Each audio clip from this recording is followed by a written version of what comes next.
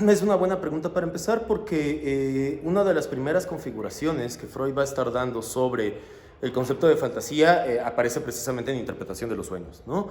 No quiere decir que sea la primera porque ya para los estudios sobre la histeria, escritos en colaboración con Breuer, se va a estar jugando mucho el tema de la fantasía, justamente a propósito de la formación del síntoma histérico, ¿no? Entonces, hay antecedentes ya de la elaboración de la fantasía en Freud antes de Interpretación de los Sueños, pero el sueño va a ser precisamente uno de los lugares privilegiados en los que Freud va a estar pensando algo del orden de la fantasía, ¿no? Hay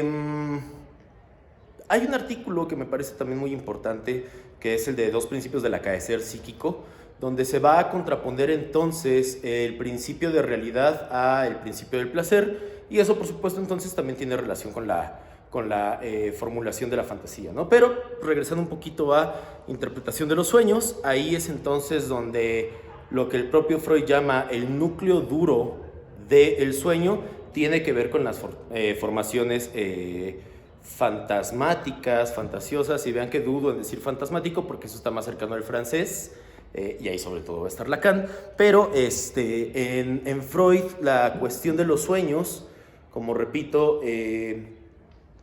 no solo es la vía regia al inconsciente, como el mismo Freud la define en esos momentos, sino que pues ejemplos de sueños, como este que ahora comentas, Rodrigo, pues tiene que ver con encontrar el núcleo duro de la fantasía. Vamos a decirlo de alguna manera, no soñamos cualquier cosa, ¿no? Lo diré muy lacanianamente, la idea es que el sueño está atravesado también por el significante. Entonces, la cuestión de ejemplos paradigmáticos del sueño como ese, o podemos ir al sueño inaugural de la inyección de Irma, son ejemplos importantes de cómo, más allá de cantarnos, porque eso le cuesta mucho trabajo al mismo Freud, para poder ser tan categórico en la idea de decir, esto es una interpretación, o qué significa la mariposa, o qué significa, más allá de eso, porque el mismo Freud por momentos deja un poco de lado ese tipo de interpretaciones. Creo que lo importante es precisamente analizar que en el sueño lo que vamos a estar encontrando es un subtexto al carácter fantasmático, fantasioso, que en todo caso el sujeto está produciendo en ese momento, ¿no? Y digo, no me decantaría por el lado de decir por qué sí o por qué no la mariposa, porque, repito, al mismo Freud le cuesta mucho trabajo eso. Ejemplo de eso es el artículo de Leonardo, ¿no? Donde el mismo Freud no tiene claro si estamos ante un recuerdo como tal o ante una fantasía, ¿no? Entonces, a él mismo, el artículo de Leonardo es 1911, me parece. Entonces, vean cómo han pasado 11 años desde Interpretación de los Sueños, y aún así el mismo Freud no tiene muy clara la diferencia entre recuerdo, en todo caso, entre recuerdo con un carácter encubridor y la fantasía como tal, ¿no? Si lo que escribe Leonardo es una fantasía o es un recuerdo, el mismo Freud no tiene los elementos todavía para poder afirmar categóricamente una cosa o la otra, ¿no? Entonces, yo más bien ahí lo que diría, Rodrigo, es pensemos más bien a la fantasía como parte de la producción onírica, ¿no? Ok.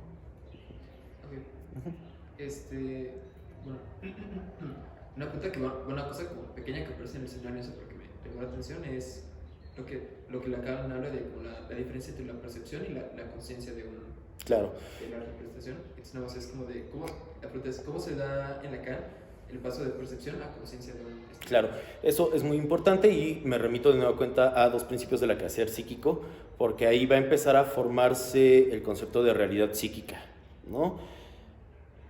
La misma idea de intentar diferenciar la realidad psíquica de la percepción nos habla ya precisamente de dos instancias distintas, ¿no? Es decir, una instancia que está funcionando a partir del principio de placer y otra más que estaría funcionando en relación con el principio de realidad, ¿no?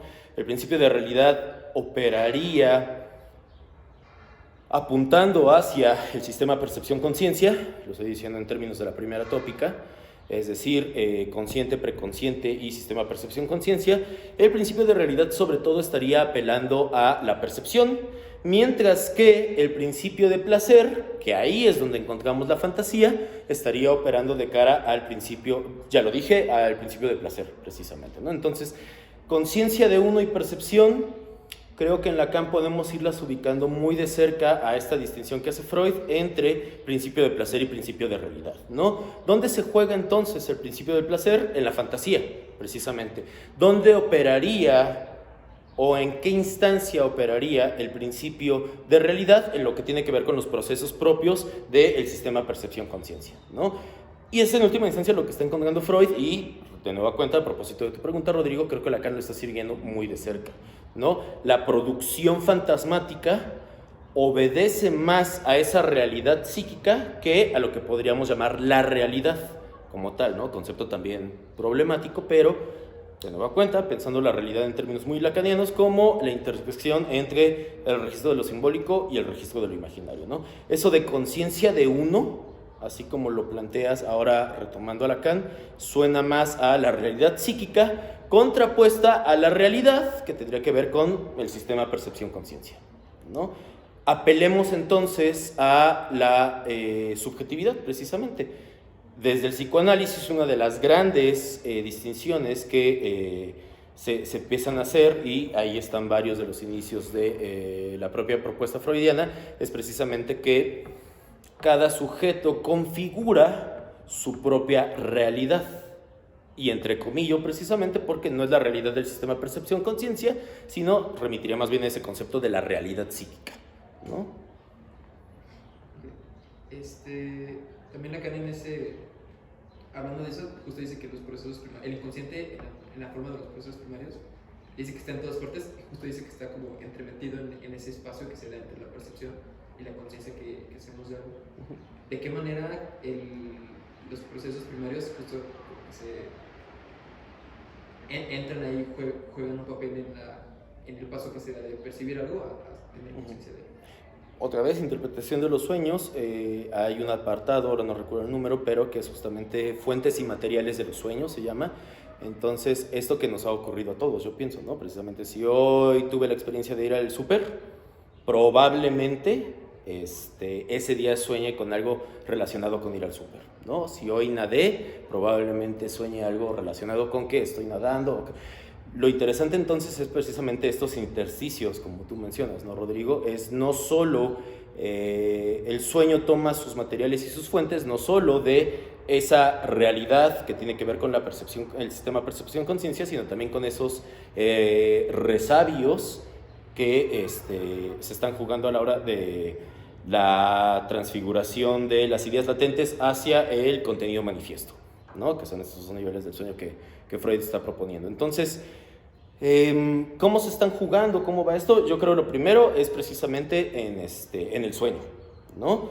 En esta desconfiguración de la que estamos hablando, de las ideas latentes hacia el contenido manifiesto. Pero Freud también le va a poner mucho énfasis a el sueño diurno, ¿no? Precisamente esto que a veces decimos de, coloquialmente, de está como en las nubes, cuando nos quedamos así y estamos despiertos, pero de repente nuestra mente viaja, quién sabe a qué lugares, ¿no? Bueno, ahí se está jugando la fantasía, ¿no? Incluso en un momento donde no estamos en el lugar de lo onírico, aún en la vigilia, se está jugando mucho de este orden de la fantasía, y eso le interesa mucho a Freud, ¿no? Entonces, podríamos dejar en estos momentos esos dos ejemplos, que uno, por supuesto, es lo que tiene que ver con el sueño, elementos que tomo de la cotidianidad y elementos que aparecen ahí mezclados también con respecto a el contenido de lo reprimido, ¿no? O, ya lo digo también, estos sueños diurnos donde uno se va quién sabe a dónde, pero de nuevo cuenta, lo interesante sería eso. Esa fantasía está mediada precisamente por el orden del significante, ¿no? Y la última pregunta de mi investigación es cómo aparece lo real, el registro de Lacan, en el sueño. Simplemente como aproximación, yo diría, porque lo real, por definición, es aquello que escapa a todo proceso de simbolización posible. Entonces, eso que Freud llamará el ombligo del sueño, apunta hacia el registro de lo real, ¿no? ¿Cómo aparece?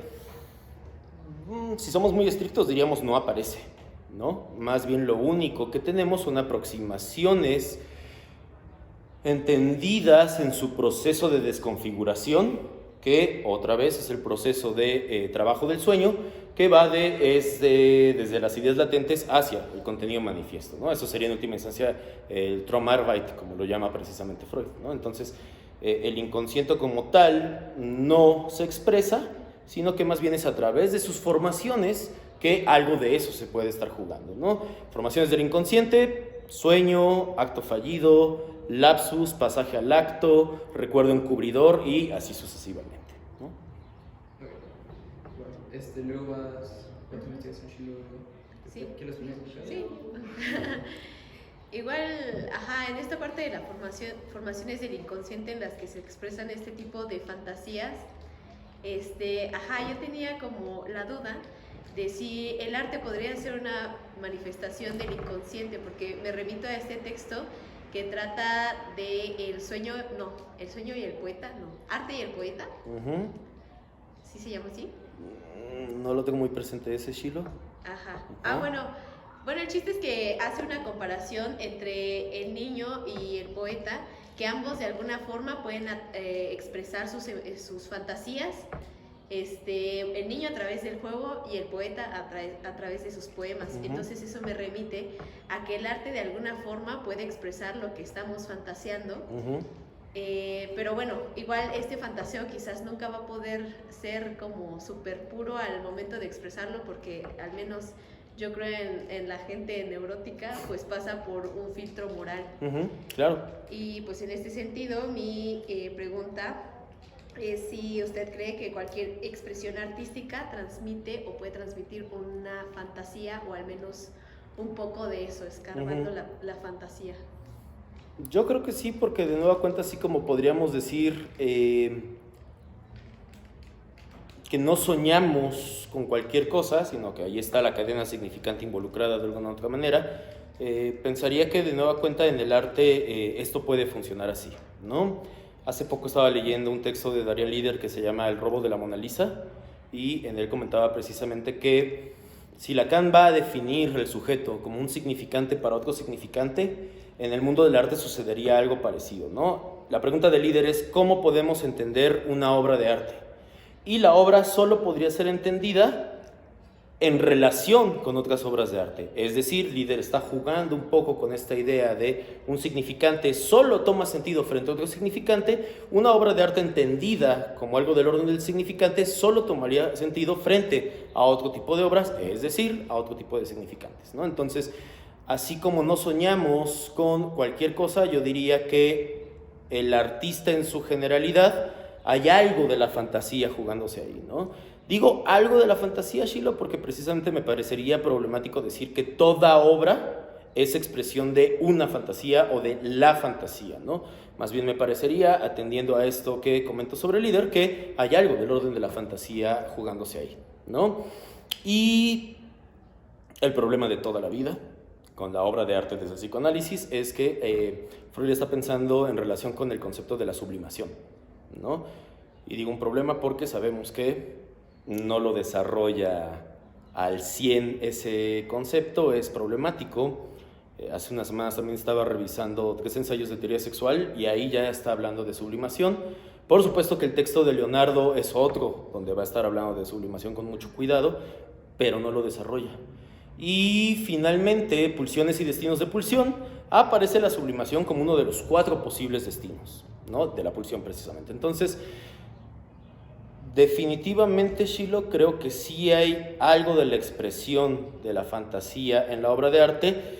El problema que tenemos ahí es precisamente ver si nos vamos a considerarla desde la sublimación como uno de los posibles destinos de la pulsión o desde otra de las instancias que tienen que ver con, por ejemplo, con el sueño, ¿no? Entonces creo que ahí hay una dificultad, pero en última instancia me atrevería a decir que sí hay algo de la fantasía jugándose en la obra de arte, ¿no?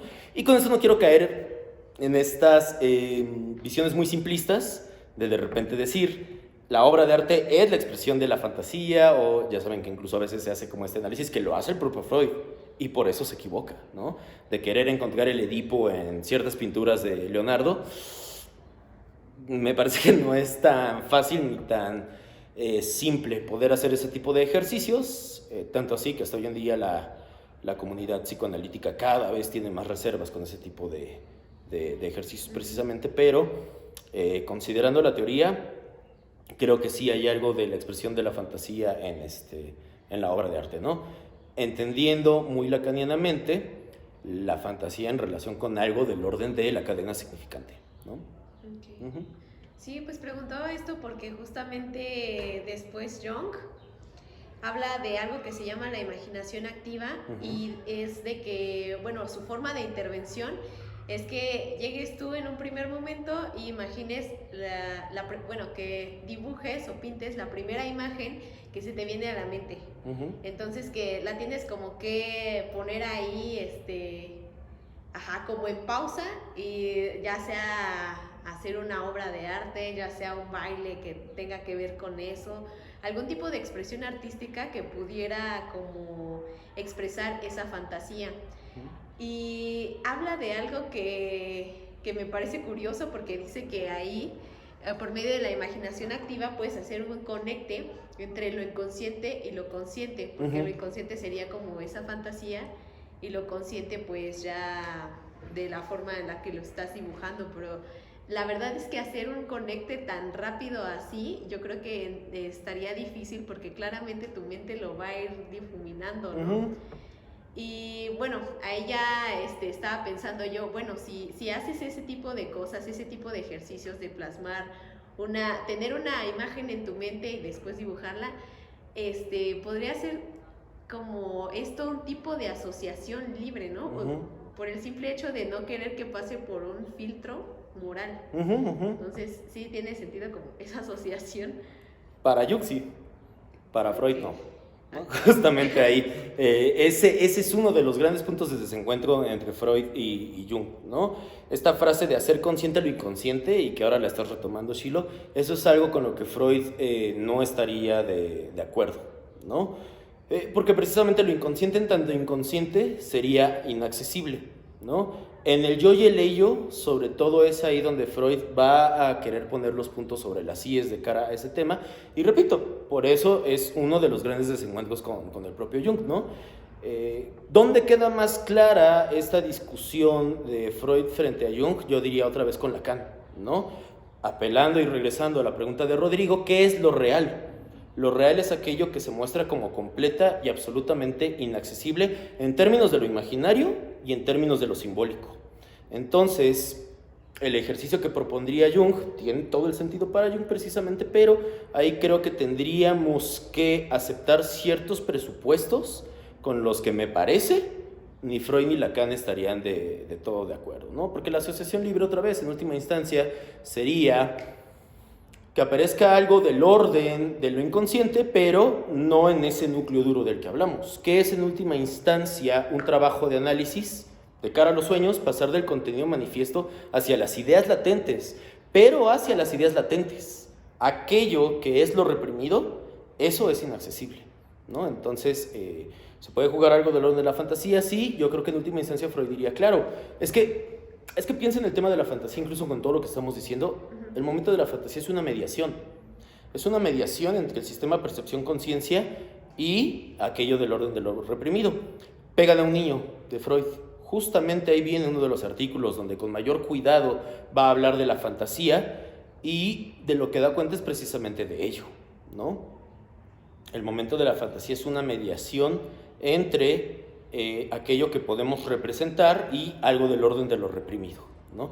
Pero si lo reprimido está reprimido es precisamente porque como tal es inaccesible, ¿no? Entonces, justamente tu pregunta es problemática por eso mismo, Shilo, porque es una discusión que el propio Freud tiene con Jung y dentro de muchas otras cosas, pues es uno de los momentos en los que precisamente Freud y Jung tomarán caminos separados, ¿no?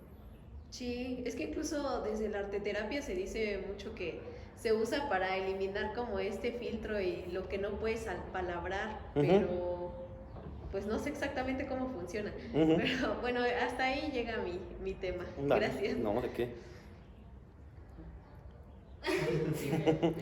Eh,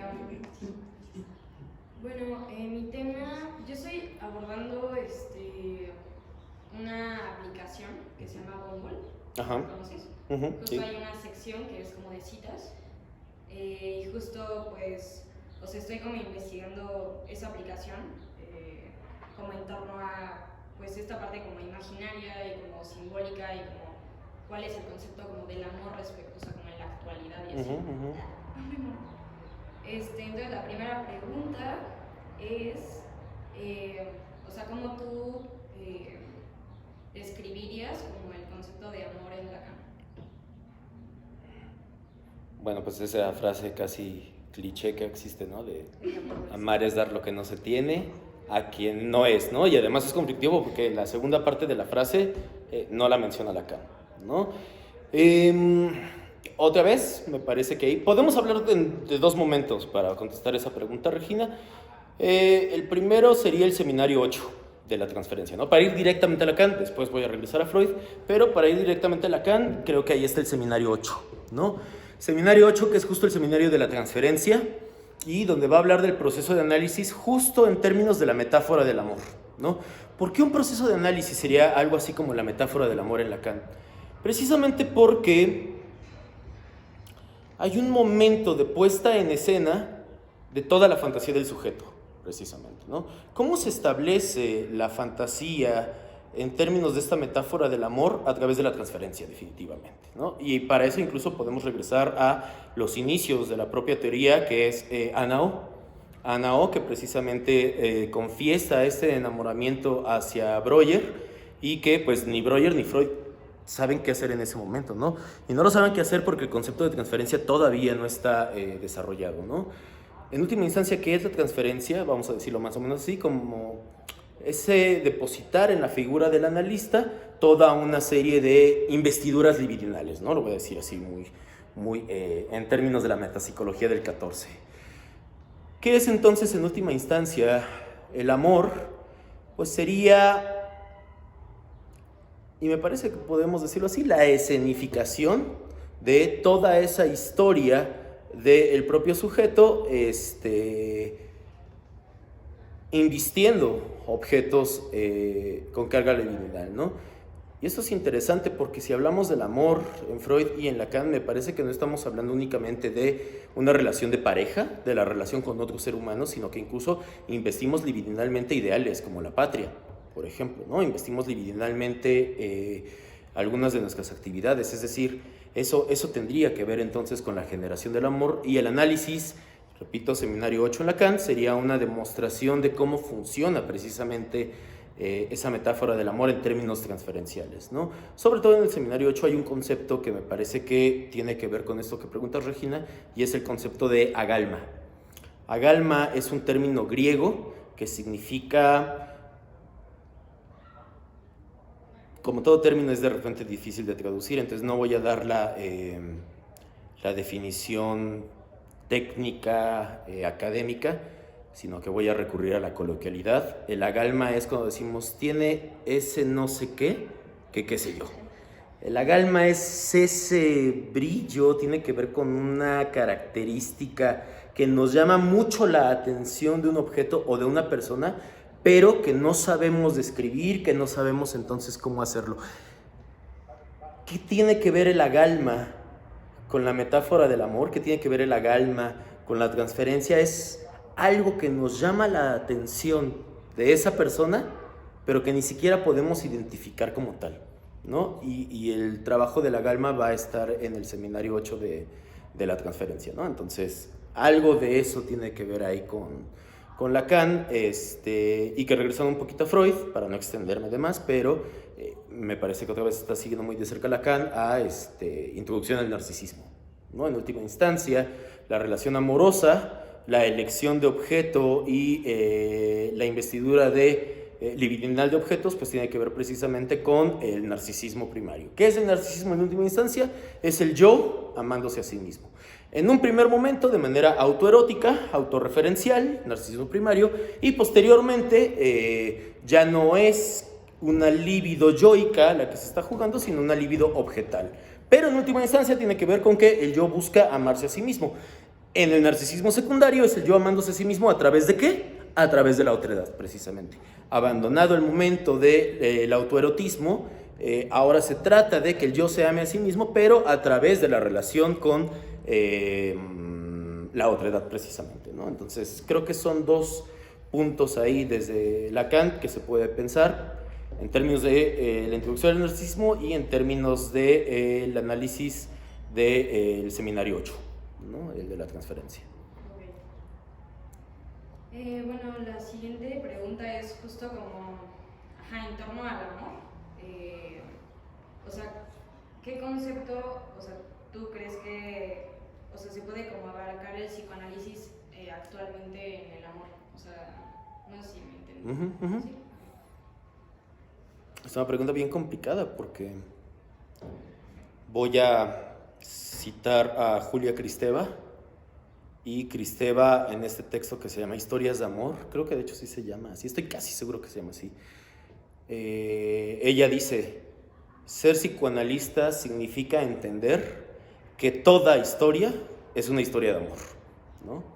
Es una frase bellísima y que creo que resume bien qué es el proceso de análisis, ¿no?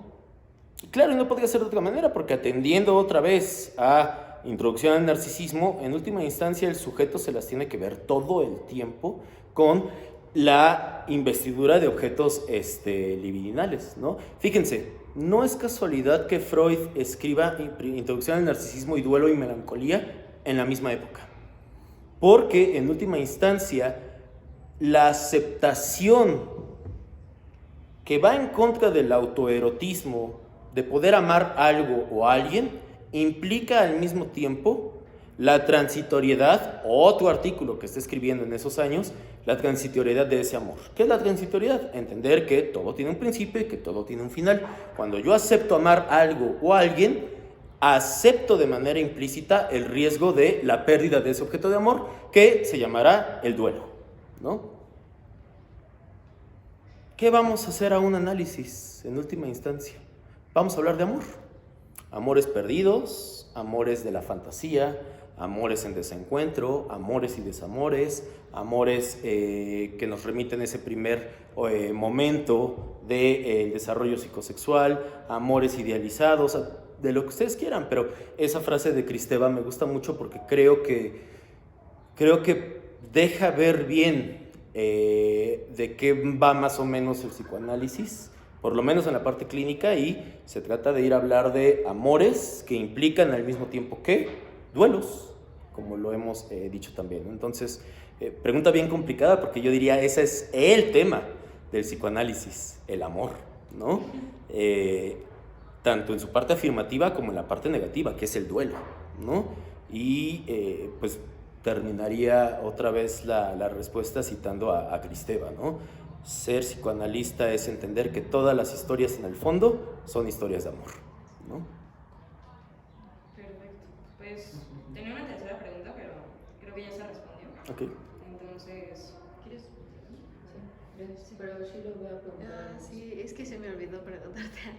Venga, Giro. Es que, bueno, en esta búsqueda de todo lo que tenía que ver con la fantasía y así, pues dije, o sea, me quedó la duda de cómo pasó de ser fantasía a que ya Lacan lo rescata como fantasía. Ajá.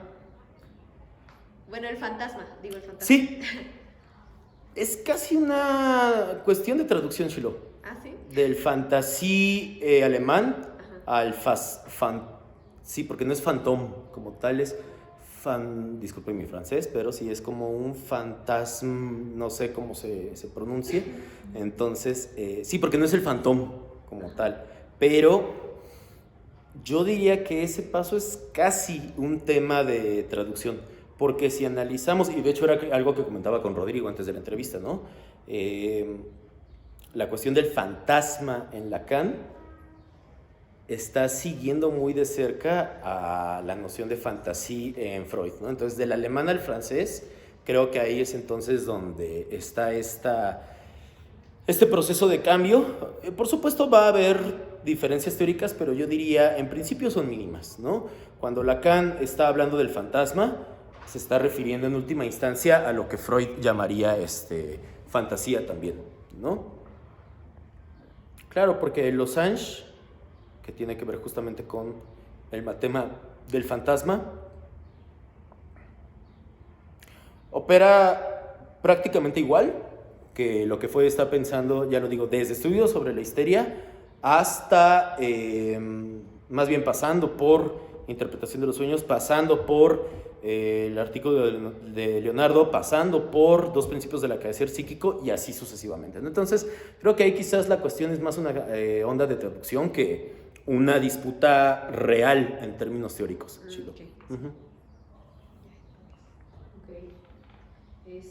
Bueno, yo estoy investigando más o menos como la repercusión como de redes sociales y como la sociedad tecnomediática en el estadio del espejo del sujeto y en los registros, o sea, nuestros registros y el fantasma. Entonces, bueno, específicamente quería preguntar qué papel juega la representación imaginaria moderna mediante redes sociales en el estadio del espejo del sujeto. Y bueno, juntas, ¿crees que esto tenga algún efecto en cómo se juegan nuestros registros? Definitivamente ahí. Primero hablaría de Susan Sontag, ¿no? Cuando Sontag en los 70s, imagínense, en los 70s del siglo pasado, hablaba de que vivimos en el mundo de la imagen. Si Sontag hubiera visto Instagram, Facebook, Twitter, diría, se los dije, ¿no? ¿Qué significa vivir en el mundo de la imagen según Sontag? Significa justamente vivir en un mundo donde el registro de lo imaginario tiene predominancia sobre el registro, por ejemplo, de lo simbólico, ¿no? La manera en cómo hasta hoy en día nos relacionamos definitivamente le está dando una preponderancia a la imagen virtual. Proceso que ya se venía dando y que la pandemia vino a acelerar, ¿no? Supongo que lo comentamos en algún momento, pero el encuentro después de la virtualidad fue muy interesante porque nos imaginábamos de repente a alguien muy alto o más pequeño y ya viéndonos acá era muy distinto, ¿no? Tonos de piel, tonos de cabello, complexiones. Fue interesante ver el choque de gente con la que pudimos estar tratando durante 1 año y medio, pero vernos físicamente, la imagen era muy distinta, ¿no? Eso nos deja ver precisamente la importancia de cómo estamos encontrando una separación, me parece, cada vez más clara entre la imagen del sujeto en su virtualidad y la imagen del sujeto ya en otros ámbitos. Sigue siendo imagen, pero vemos justamente cómo se están ya moviendo hacia lados distintos una y la otra cosa. Y esto tiene todo que ver también con el fenómeno de Tinder o de Bumble, ¿no? O sea, precisamente cómo, y no son pocas las historias en que se da el match, nos vemos, nos encontramos, y el primer desencuentro que hay, incluso antes de darle espacio a la palabra, es precisamente el desencuentro con no se parece a quien yo había visto, ¿no? Y vean cómo enfatizo esta cuestión de incluso antes de darle paso a la palabra. O sea, el sujeto parece que hoy en día cada vez más está atravesándose por su imagen, y una imagen virtual además, que en todo caso por lo que él o ella puede expresar sobre su propia persona o sobre el mundo en general, ¿no? Entonces, Sontag definitivamente y Silvia Ons sería mi otra referencia para hablar de esto. Un texto tan reciente, tan actual como lo es El cuerpo pornográfico de Ons, en última instancia estaría apuntando a este tipo de discusiones, ¿no? Como la idea es entonces, de alguna u otra manera, como la tecné, como el mundo de la técnica y la tecnología, vean precisamente cómo todas tienen incluso la misma raíz etimológica, cómo eso está modificando la forma en cómo los sujetos nos estamos relacionando los unos con los otros, ¿no? Entonces, implicaciones muchísimas, y cada vez me parece que van a ser más claras, y creo que cada vez la clínica tendrá que ir dando cuenta de estos cambios en nuestra forma de relación, porque voy a otro autor, Bifo Berardi, en un texto que se llama Héroes, va a decir, dice algo muy interesante, ¿no? Las generaciones que vienen son las primeras en la historia de la humanidad, fíjense qué interesante, donde el gran otro ya está convirtiéndose también, el gran otro entendido como el gran otro de la batería de los significantes, está apareciendo ya también como el dispositivo. ¿Qué quiere decir esto? Hasta hace 50 años, imaginen, la historia de la humanidad estaba pensado al gran otro en relación con, sobre todo, la figura paterna, ¿no? Hoy en día la figura paterna es esto que tenemos aquí. Hoy en día la figura paterna, entendida como semblante del gran otro, como semblante de la batería de los significantes, es el iPad, es el celular, es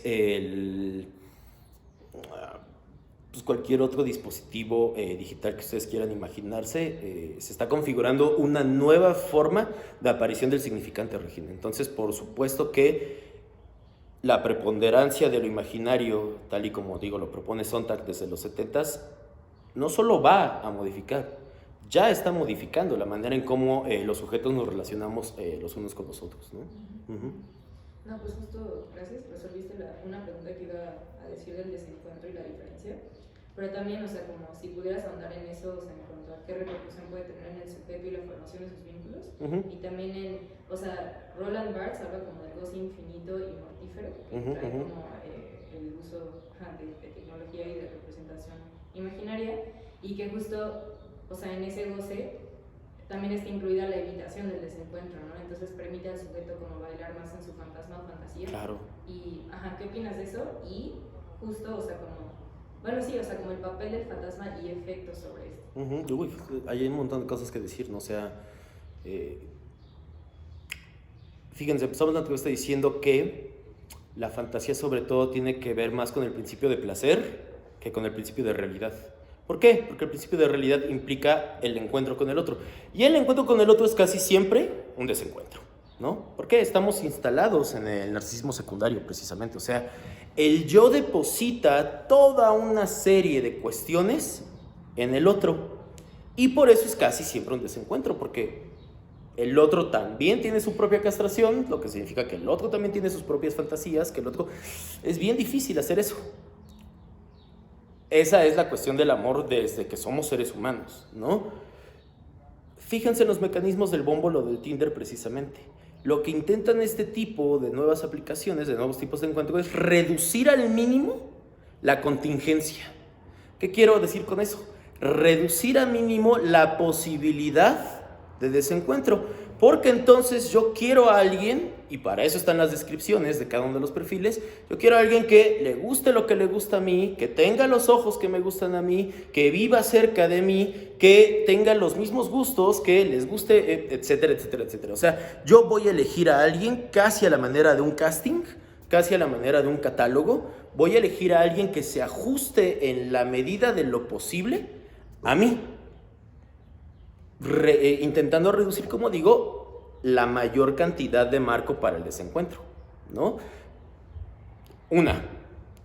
Dos, la pornografía, precisamente. Vuelvo a retomar el texto de Eons. ¿Qué es la pornografía y por qué varios estudios y el encuentro clínico con jóvenes, sobre todo adolescentes, qué es lo que está demostrando el encuentro clínico y ciertos estudios sociales y psicológicos que se están haciendo? Los jóvenes, existe una tendencia a disminuir el encuentro sexual en contraposición al consumo de pornografía. ¿Por qué? Porque la pornografía garantiza el acceso al goce, en términos lacanianos por supuesto, la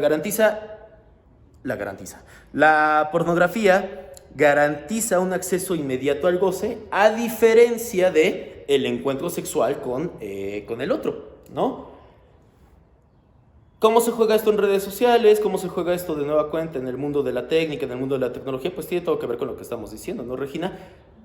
Porque la aparición de los dispositivos digitales, la aparición del Wi-Fi, por ejemplo, antes si alguien quería consumir pornografía, tenía que enfrentarse incluso a la mirada del señor del puesto de periódicos que vendía la revista pornográfica, ¿no?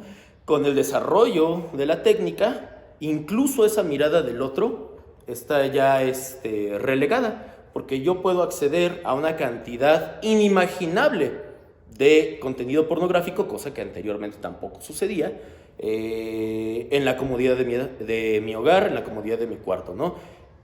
Eso entonces, repito, lo que está haciendo es incluso poner sobre la mesa el momento de la evitación de la relación sexual, ¿no? De la relación sexual me refiero a el encuentro carnal con otra persona, ¿no? Ya claro, porque ya saben esto, Lacan otra vez dice no existe la relación sexual. Bueno, no estoy hablando de eso, estoy hablando del encuentro directo, físico, con otro ser humano, ¿no? Los jóvenes hoy en día están diciendo, ¿y para qué me complico tanto la existencia? Sí puedo llegar a esa instancia de goce prescindiendo de todo lo que implica el encuentro amoroso, ¿no? Por eso la pornografía es profundamente autoerótica también, ¿no? La masturbación, la pornografía son actividades que ya Freud está pensando en el orden de lo autoerótico, ¿no? Sin duda alguna, este desarrollo de la tecné, como lo estamos diciendo, el desarrollo del dispositivo, por eso digo, no es que vaya a modificar, está ya modificando la relación, incluso en términos eróticos y amorosos de los sujetos del siglo XXI, ¿no? Muchísimas gracias. ¿No? ¿De qué? Una última pregunta, o sea, Freud habla del modelo óptico para comparar como la formación del sujeto, y dice que se forma realmente la imagen de uno mismo en un lugar intermedio del microscopio o algo así, ¿no? Con el microscopio. ¿Sabes algo de esto o como podrías como explicarme un poco más? Porque eso lo leí y como que lo entendí etéreamente, pero no lo pude aterrizar. En Freud ubico el modelo óptico, pero esta analogía entre un punto intermedio que remita a la idea del microscopio no me suena, Regina, tengo que ser muy sincero, la verdad es que no me suena. Estaría bien revisar la cita y, por ejemplo, es importante saber, ¿recuerdas el artículo? ¿En dónde está? Lo tengo guardado. Ok, vale. Sí, para ver en qué tópica está, por ejemplo, en esos momentos, qué está trabajando, cuáles son sus intereses en ese momento. Sobre todo por eso, Regina, sería bueno tener el artículo. Ahorita, en este momento, yo te diría, no ubico la referencia. Pero, volviendo, y que bueno que lo recuerdas porque dejé incompleta tu pregunta anterior, más bien ahí está Lacan, ¿no? Justamente el esquema óptico y el artículo propio del estadio del espejo comienza entonces a hacer un análisis de la fase que tiene que ver con el registro de lo imaginario y la creación de ese otro como semejante, ¿no? Que no es el otro simbólico, que ese es el otro del significante, sino el otro como semejante es justamente el otro del imaginario, ¿no? Entonces, en Lacan, recuerden, no son tiempos cronológicos, son tiempos lógicos, pero uno de los primeros momentos del desarrollo psicosexual o de la emergencia del sujeto, incluso me gusta más hablar en esos términos, uno de los primeros momentos de la emergencia del sujeto tiene que ver entonces con el estadio del espejo, definitivamente, ¿no? Entonces me imagino que Freud más o menos está pensando algo así, porque incluso antes de la instauración del falo hay un proceso ahí de ver, ser mirado, observar, ser observado y todo eso que posteriormente pasará a lo simbólico, pero en el estadio del espejo estamos en lo imaginario, ¿no? Entonces, el esquema óptico tal y como lo trabaja Lacan, desde el primer seminario, me parece que apunta a esta analogía que mencionas ahora de Freud y el microscopio, ¿no? Gracias. Nada. Ya es todo. Nada más, para terminar. ¿Podrías pararte y sentarte para Sí. probarte como entrando en escena? Va, muy bien. Entonces termino esta y lo vuelvo a grabar.